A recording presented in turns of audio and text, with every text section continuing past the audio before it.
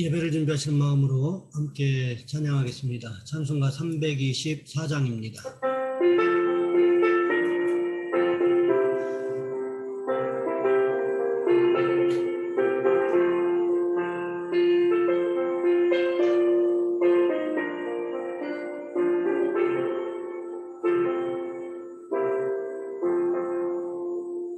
예수 나를 오라네, 예수 나를 오라네, 어디든지 주를 따라 주와 같이 가려네. 주의 인도하심 따라, 주의 인도하심 따라 어디든지 주를 따라 주와 같이 가려네. 겟세마네 동산까지 주와 함께 가려 하네. 피 땀 흘린 동산까지 주와 함께 가려네. 주의 인도하심 따라, 주의 인도하심 따라 어디든지 주를 따라 주와 같이 가려네.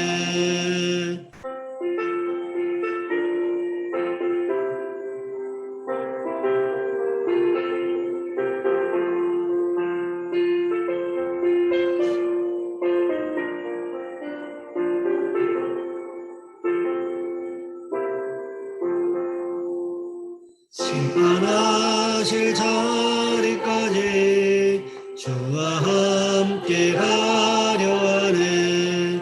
심판하실 자리까지 주와 함께 가려네. 주의 인도하심 따라, 주의 인도하심 따라 어디든지 주를 따라 주와 같이 가려네. 크신 은혜 내려 나를 항상 돌보시고 크신 영광 보여주며 나와 함께 가시네. 주의 인도하심 따라, 주의 인도하심 따라 어디든지 주를 따라 주와 같이 가려네.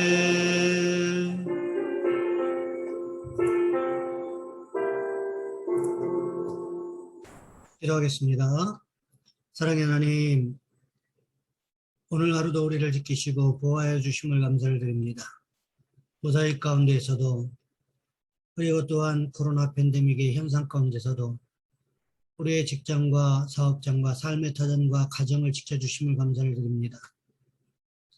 주여, 우리를 도와주셔서 날마다 하나님의 은혜 가운데 살아갈 수 있는 귀한 은혜가 우리의 삶의 현장에 순간순간마다 더하여 줄 수 있도록 주여 인도하여 주시옵소서. 하나님, 우리로 이 힘들고 어려운 때에 우리의 믿음이 흔들리지 않을 수 있도록 도와주시옵시고, 더욱 주의 말씀을 굳건히 붙잡고 주님 의지하고 살아갈 수 있는 귀한 모습들이 우리 성도들의 삶의 현장에 더해질 수 있도록 주여 인도하여 주시옵소서.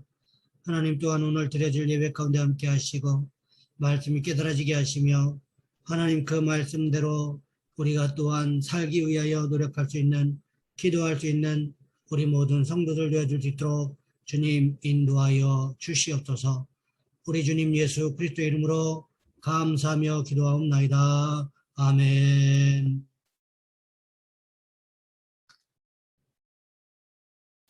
오늘 말씀 마태복음 26장에서 보겠습니다. 마태복음 26장 14절로 16절까지 말씀입니다. 제가 가진 성경은 신약 성경 45쪽에 있습니다. 제가 봉독해 드립니다.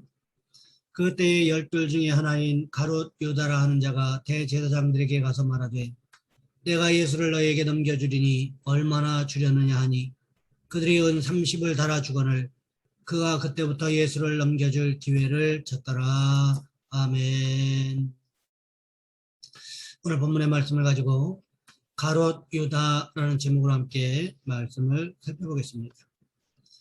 이동원 목사님의 강해 설교집 가운데 예수님의 12제자에 관하여 쓴 책들이 있는데 가롯 유다에 대하여 독특하게 이런 제목을 달아놓고 있습니다. 신자가 아니었던 제자. 우리가 흔히 아는 가롯 유다는 예수님의 제자로 잘 따라다니다가 나중에 예수님을 배신하고 타락한 것으로 알고 있습니다. 하지만 이동원 목사님의 책에는 그를 종교적인 환경에 동참했을 뿐 신자는 아니었다라고 말하고 있습니다. 어느 정도 일리가 있다고 생각합니다. 그가 예수님을 따라다녔다는 것으로 참 신자였다라고 말할 수는 없다는 거죠. 오늘날에도 교회를 다니다 타락하는 사람들을 봅니다. 우리의 마음을 참 안타깝게 합니다. 저렇게 신앙생활 잘하다가 어떻게 저럴 수 있는가? 그런데 가만히 생각해보면 그 사람이 정말 신실한 사람이었는지 아니면 그저 믿는 사람들의 공동체에 들어있어 그렇게 보였는지 알 길이 없습니다. 우리나라 최대 이단 가운데 하나가 천부교의 교주였던 박태선이었습니다. 많은 사람들이 박태선을 바라보면서 예수 믿다가 저렇게 타락할 수 있구나 이런 생각을 했다는 거죠. 하지만 그것이 타락이 아니라 처음부터 잘못된 믿음일 수 있다는 것입니다. 그가 추구했던 것이 살리는 영이 아니라 무익한 육이었기 때문에 그런 결과를 가져올 수 있었다는 것입니다. 그는 열광적으로 설교했고 열광적으로 치유 사역을 했지만 영을 위해서가 아니라 육신의 부유함을 위해서였기 때문에 그런 결과를 가져온 것이지요. 레오나르도 다빈치의 수많은 명화 중에 가롯 유다에 얽힌 이야기가 있습니다. 시실리안 성당의 벽화를 그릴 때 12살 된 아름답고 순수한 소년을 모델로 예수님을 그립니다. 그리고 20년이 지나 거룩한 주관이라는 그림을 그리게 되었는데 가롯 유다의 모델을 찾지 못했습니다. 그렇게 그림을 완성하지 못하고 시간을 보내던 중에 길거리에 쓰러져 있는 술주정뱅이 하나를 만나게 됩니다. 다빈치의 마음에 그 얼굴에 가롯 유다를 연상케 했다고 합니다. 그래서 다빈치는 그 술주정뱅이에게 모델이 되어달라고 요청합니다. 그런데 그 순간 그 술주정뱅이가 다빈치를 알아보고는 묻습니다. 혹시 저를 기억하지 못하시겠어요? 20년 전 당신의 모델이 된 적이 있었는데 이 이야기가 우리에게 주는 귀중한 교훈이 있습니다. 우리 가운데 누구든지 가롯 유다와 같은 사람이 될 수 있는 가능성을 동시에 가지고 있다는 것을 말입니다. 마태복음은 가롯 유다가 예수님을 팔아넘기는 과정에 대해서 단순하게 기록하고 있지만 이 사건이 성경에서 차지하는 비중은 결코 작지 않습니다. 오늘은 성경을 통해서 가롯 유다가 어떤 사람이었는지를 살펴보려고 합니다. 첫 번째로 가롯 유다는 축복을 저주로 바꾼 사람이었다는 것입니다. 가롯 유다가 어떻게 예수님의 제자가 되었는지에 대해서 성경에 정확하게 기록되어 있지는 않습니다. 우리가 가롯 유다에 대해서 살펴볼 것이 있는데 이 사람의 출생 지역이 가룟이라는 지방입니다. 누가복음 6장 16절 말씀을 보시면 야곱의 아들 유다와 예수를 파는 자들 가롯 유다라 이렇게 기록하고 있는데 이 말씀을 통하여 예수님께서 가룟 유다를 제자로 선택하셨음을 알게 됩니다. 가룟이라고 하는 지방은 헤브론이라는 지역에서 수마일 내려간 곳에 위치하고 있습니다.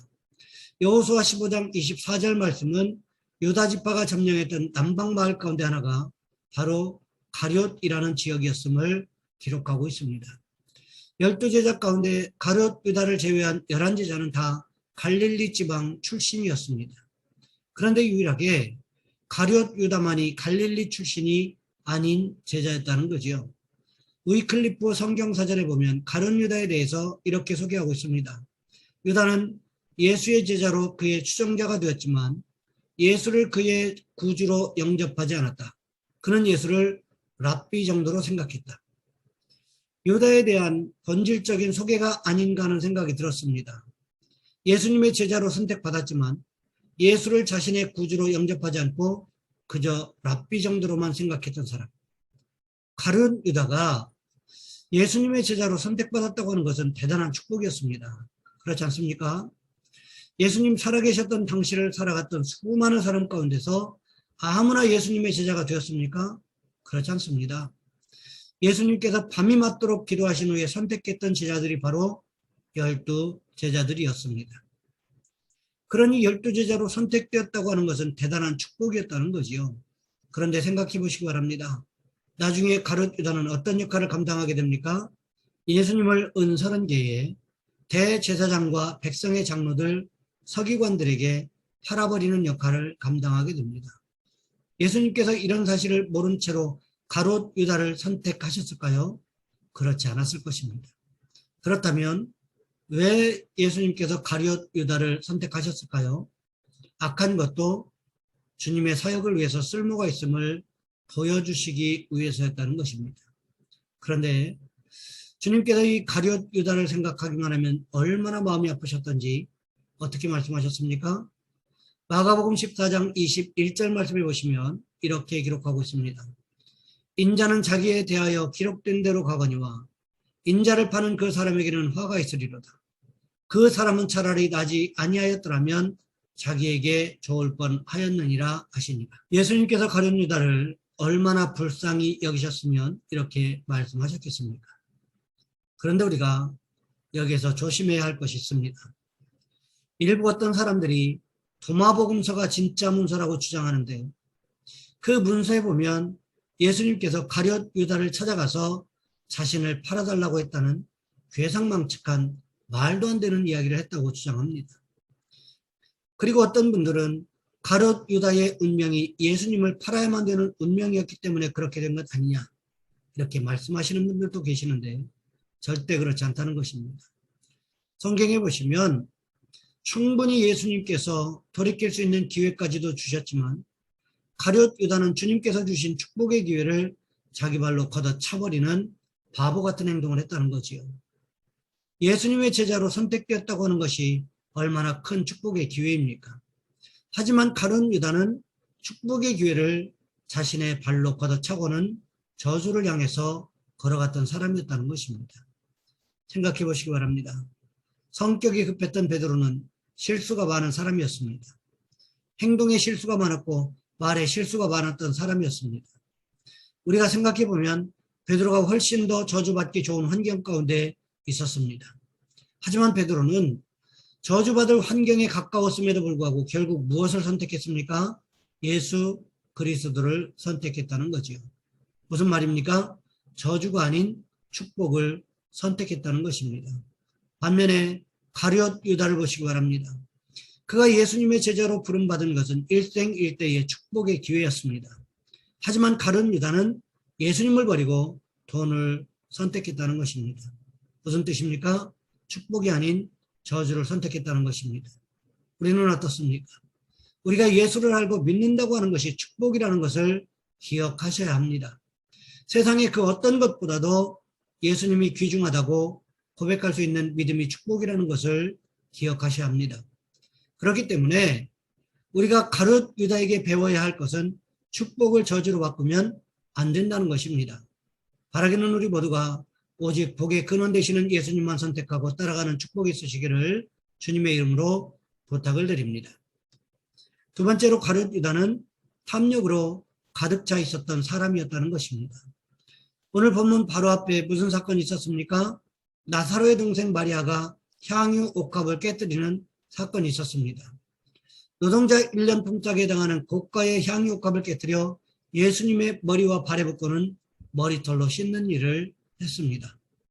그때 마태복음서에서는 제자들이 보고 분개했다 이렇게 기록하고 있습니다. 하지만 요한복음 12장 4절 말씀은 조금 다르게 기록하고 있습니다. 제자 중 하나로서 예수를 잡아줄 가룟 유다가 말하되, 사도 요한은 마리아의 행동에 분개했던 사람이 누구라고 기록하고 있습니까? 가룟 유다라고 말하고 있습니다. 마태복음에서는 이것을 비싼 값에 팔아 가난한 자들에게 줄 수 있었겠도다라고 말한 사람이 누구인지에 대해서 기록하고 있지 않습니다. 하지만 요한복음 12장 4절과 5절 말씀을 보시면 이렇게 기록하고 있습니다. 제자 중 하나로서 예수를 잡아줄 가룟 유다가 말하되 이 향유를 어찌하여 300데나리온에 팔아 가난한 자들에게 주지 아니하였느냐 하니. 왜 이렇게 사도 요한이 실명을 거론하면서 적나라하게 기록하고 있을까요? 사도 요한이 요한복음을 기록할 당시에는 복음서에 관계된 사람들이 모두 죽은 이유였기 때문에 누구라고 정확하게 밝혀도 되는 상황이었다는 거지요. 그랬기 때문에 마태복음과는 다르게 요한복음에서는 정확한 이름들을 기록하고 있다는 것입니다. 그런데 중요한 것이 있습니다. 가룟 유다가 이렇게 말한 이유가 어디에 있었다고 성경이 기록하고 있습니까? 요한복음 12장 6절 말씀을 보시면 이렇게 기록하고 있습니다. 이렇게 말하면 가난한 자들을 생각함이 아니요 그는 도둑이라. 돈꾀를 맞고 거기 넣는 것을 훔쳐감이러라. 우리가 모임을 가지다 보면 항상 돈을 관리하는 사람이 있어야 합니다. 돈 계산도 빠르고 또 정확하게 집행할 능력이 있는 사람에게 재정을 맡기게 된다는 거죠. 제가 대전 동지방에 있을 때 청소년부를 담당했었는데 여름 수련회를 하면 항상 제가 회계를 담당했었습니다. 여름 수련회를 2박 3일 하는데 1,000만 원 이상의 돈을 집행해야 되는데 제가 통장을 관리하면서 강사, 사례비를 제외한 장소 사용료, 식대 등 대부분의 모든 비용을 통장에서 이체해 줌으로써 그 근거를 잘 남겨두었기 때문이었습니다. 그래서 매년 적자가 나던 수련회를 적자가 나지 않게 만들었습니다. 그랬더니 제게 4년 동안 회계를 맡겼던 기억이 있습니다. 그때마다 제가 기도했던 제목이 있었습니다. 하나님, 제발 가룟 유다가 되지 않게 해달라는 기도였습니다. 가룟 유다를 회계로 선택한 것은 분명 가룟 유다에게 좋은 자질과 은사와 조건이 있었기 때문이었을 것입니다. 그런데 가룟 유다는 좋은 자질과 은사와 조건을 무엇을 위해서 사용했습니까? 자기 욕심을 채우기 위해서 사용했다는 것입니다.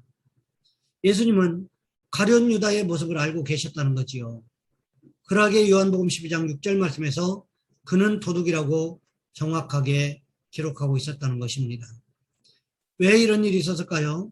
가룟 유다의 탐심에서 비롯되었다는 것입니다. 다른 사람들은 다 속아 넘어갔을지 모릅니다. 하지만 누구는 속지 않으십니까? 주님은 속지 않으신다는 것입니다. 가룟 유다는 자신의 전문적인 지식을 사용해서 다른 사람을 속이고 도적질에 가는 탐욕이 있었다는 것입니다. 분명한 것은 우리에게도 이런 탐욕이 있다는 것입니다. 탐욕이 없다고 하는 것은 거짓말입니다. 우리에게 탐욕이 있습니다. 그렇기 때문에 우리는 이것을 인정하고 주님께 맡겨드림으로 인하여 탐욕을 잘 다스릴 수 있어야 한다는 것입니다. 가룟 유다는 자신의 탐욕에 속아서 결국 자신의 인생이 망했던 사람이었습니다. 그러니 우리는 우리 안에 있는 이 탐욕을 예수님의 능력으로 잘 다스림으로 인하여 탐욕으로 무너지는 것이 아니라 주님의 다스림을 받는 기회로 선용하시는 축복이 있으시기를 주님의 이름으로 부탁을 드립니다. 마지막으로 가룟 유다는 철저한 이중성을 가지고 있었던 사람이었다는 것입니다. 위클리프 성경사전에서 가룟 유다에 대해서 어떻게 소개했다고 했습니까? 유다는 예수의 제자로 그의 추종자가 되었지만 예수를 그의 구주로 영접하지 않았다. 그는 예수를 랍비 정도로 생각했다. 무엇을 이야기하는 것일까요? 예수님께 애정을 가졌던 적이 단 한 번도 없었음을 말하고 있는 것입니다. 성경에 보시면 가룟 유다와 관련된 성경 구절들 가운데 단 한 번도 주님과 개인적인 관계를 가졌던, 주님과 개인적인 만남에 대하여 기록하고 있었던 적이 없었다는 것을 발견하게 됩니다. 재미있지 않습니까? 어떻게 이럴 수가 있었을까? 베드로와 야고보와 요한은 예수님의 최측근에 있었습니다. 그리고 빌립에 대해서는 오병이어의 기적 가운데 주님께서 개인적으로 질문했습니다. 또한 빌립은 나다나엘을 전도한 사람이었습니다. 뿐만 아니라 안드레는 어린아이의 도시락을 가져왔습니다. 도마는 어떻습니까? 도마는 예수님의 부활 후에 의심을 가졌던 제자였습니다. 하지만 부활하신 주님을 만난 이후에 돌이켰던 대표적인 제자였습니다. 성경에 보시면 이렇게 제자들에게 개인적으로 주님을 경험하는 관계들이 있었습니다. 그런데 이상하게도 가룟 유다가 주님과 개인적으로 대화를 나누었다거나 관계를 가졌다는 기록들이 전무합니다. 전혀 기록이 없습니다. 주님과 개인적인 관계를 갖지 않으면서 주님을 사랑한다고 말할 수 있을까요? 그런 경우는 없다는 것입니다. 그렇다면 이것은 무엇을 의미하는 것일까요? 가룟 유다는 주님과의 관계에서 철저하게 객관적인 위치에 서 있었습니다. 예수님 주변에 있었습니다. 하지만 예수님을 바라보면서 내게 유익이 될 것인가 아니면 손해가 될 것인가를 계산하기는 했을지언정 개인적으로 주님에 대해서 사랑을 고백해 본 적이 없었다는 것입니다. 그렇기 때문에 결정적인 순간에 어떻게 했습니까? 예수님을 버리게 되었다는 것입니다. 50평생, 60평생을 살아오다가 왜 마지막에 황혼 이혼을 합니까? 그것은요, 서로 필요에 의해서 살아오기는 했지만 서로를 사랑하지 않았기 때문이라는 것입니다. 서로 다른 생각과 서로 다른 계획을 가지고 있었기 때문이라는 것입니다. 그것뿐만이 아닙니다. 상대방이 내 욕구를 채워줄 것으로 기대했는데 그렇게 되지 않으니까 결국 상대방을 버리게 되는 것입니다. 가룟 유다는 어떠했을까요? 예수님이 예루살렘에 올라가기만 하면 왕이 되고 그러므로 인하여 권세를 누릴 수 있을 것으로 기대했는데 그렇지 않았다는 것입니다. 자신이 기대했던 것과는 정반대로 무기력하게 십자가에서 죽어야 한다는 이야기만 반복적으로 이야기하고 있었습니다. 그러자 가룟 유다가 어떻게 합니까? 오늘 보면 14절부터 16절까지 말씀해 보시면 이렇게 기록하고 있습니다. 그때의 12 중에 하나인 가룟 유다라는 자가 대제사장들에게 가서 말하되 내가 예수를 너희에게 넘겨주리니 얼마나 주렸느냐 하니 그들이 은 30을 달아주거늘 그가 그때부터 예수를 넘겨줄 기회를 찾더라. 예수님과 함께 있으면서도 예수님을 팔아먹을 생각만 머릿속에 가득했다는 것입니다. 예수님 앞에서 나는 아니지요 이렇게 말했던 가룟 유다의 철저한 이중성이 느껴지십니까? 우리는 예수님 앞에서 이런 이중성을 버려야 합니다. 그렇지 않으면 우리도 가룟 유다와 같은 모습이 될 수 있다는 거지요. 그렇다면 우리는 어떻게 해야 하는 것일까요? 주님 앞에서 진실한 모습으로 살아가는 축복이 있으시기를 주님의 이름으로 부탁을 드립니다. 이제 말씀을 마무리합니다. 오늘 본문 말씀을 통해서 가룟 유다가 어떤 사람이었는가를 우리는 살펴보았습니다. 가룟 유다는 어떤 제자였습니까? 첫 번째로 가룟 유다는 축복을 저주로 바꾼 사람이었고 두 번째로 탐욕으로 가득 차 있었던 사람이었고 마지막으로 철저한 이중성을 가지고 있는 사람이었다는 것입니다. 우리는 이런 가룟 유다의 모습을 통해서 경고를 받아야 합니다. 예수 믿는다고 하면서도 저럴 수 있다는 경고를 받으셔야 합니다. 그리고 우리는 주님의 다스림을 받으면서 진실한 모습으로 살아가는 축복이 있으시기를 주님의 이름으로 부탁을 드립니다. 이 시간 우리 한 목소리 함께 기도하겠습니다. 하나님, 우리 안에도 가룟 유다와 같은 모습이 있음을 고백합니다. 그러나 주님, 우리가 주님의 다스림을 받으면서 진실한 모습으로 살아가는 주님의 제자가 될 수 있도록 도와주옵소서. 이 시간 우리 한 목소리 함께 기도하겠습니다. 사랑의 하나님, 우리를 도와주시기를 원합니다. 오늘 말씀을 통해서 가룟 유다에 대해서 살펴보았습니다. 가룟 유다는 축복을 저주로 바꾼 사람이었고 탐욕으로 가득 찬 사람이었고 철저한 이중성을 가지고 있었던 사람이었던 것을 살펴보았습니다. 주님, 우리 안에 이런 모습이 있음을 고백합니다. 하지만 우리는 이것들을 다스릴 수 없음을 고백합니다. 주여 우리를 다스려 주시기를 원합니다. 우리의 악함을 다스려 주시기를 원합니다. 우리의 약함을 다스려 주시기를 원합니다. 그래서 주님 닮아가는 제자로서의 삶을 온전히 살아갈 수 있는 우리 모든 성도들 되어줄 수 있도록 주님 주관하여 주시옵소서. 우리 주님 예수 그리스도의 이름으로 감사하며 기도하옵나이다. 아멘. 찬송가 323장입니다.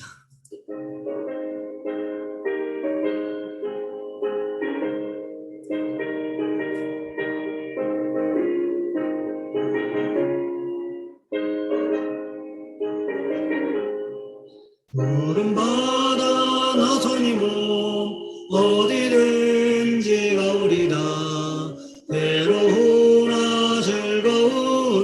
주만 따라가오리니 어느 누가 막으리까 죽음인들 막으리까 어느 누가 막으리까 죽음인들 막으리까 악을 골짝 빈들에도 복음 들고 가오리다 소돔 같은 거리에도 사랑 안고 찾아가서 종의 몸에 지닌 것도 아낌없이 드리리다 종의 몸에 지닌 것도 아낌없이 드리리다.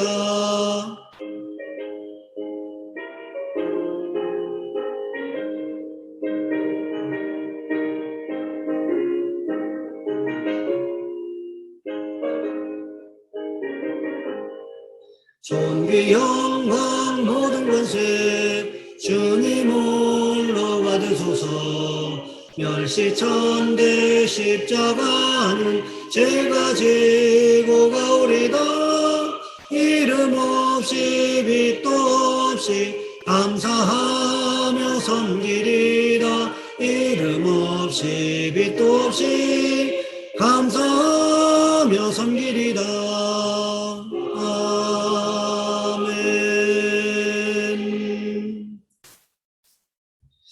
교회 소식은 주보를 참고해 주시고요.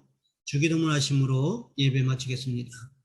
하늘에 계신 우리 아버지, 아버지의 이름을 거룩하게 하시며 아버지의 나라가 오게 하시며 아버지의 뜻이 하늘에서와 같이 땅에서도 이루어지게 하소서.